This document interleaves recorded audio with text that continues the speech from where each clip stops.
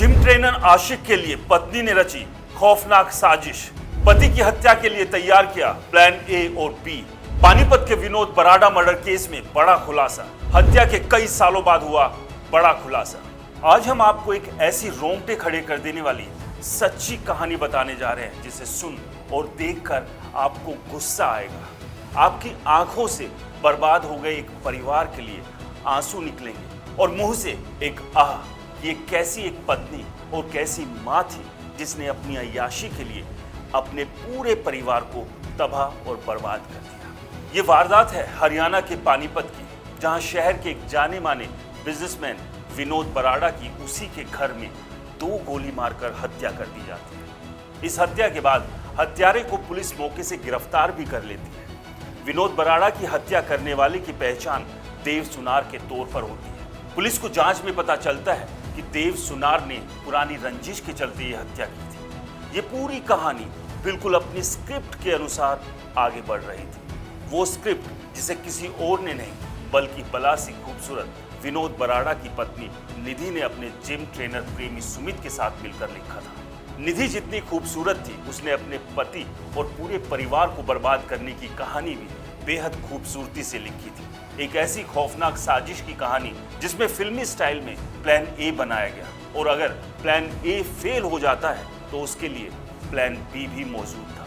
तो चलिए अब आपको इस साजिश की पूरी परतें खोलकर समझाते हैं। इस वारदात की शुरुआत होती है साल 2021 से। निधि पानीपत के ही एक जिम में एक्सरसाइज करने के लिए जाने लगती है। इसी दौरान निधि की जिम ट्रेनर सुमित से गहरी दोस्ती हो जाती है।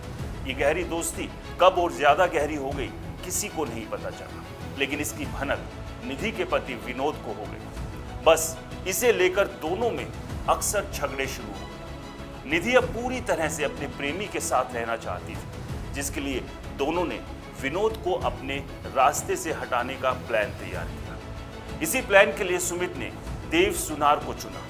देव सुनार से 10 लाख कैश और उसके परिवार की पूरी जिम्मेदारी के बदले में विनोद के मर्डर की डील तय हो गई। तीनों ने मिलकर प्लान तैयार किया कि वे विनोद की हत्या को एक्सीडेंट दिखाएंगे ताकि किसी को भी शक ना हो। इसके लिए सुमित ने देव सुनार को पंजाब नंबर की पिकअप खरीद कर दी। इसी पिकअप से देव सुनार ने विनोद पर उस वक्त टक्कर मारी जब वो पानीपत में एक दुकान के बाहर बैठा था। देव का इरादा उसे खत्म कर देने का था, लेकिन विनोद इस एक्सीडेंट से बच गया।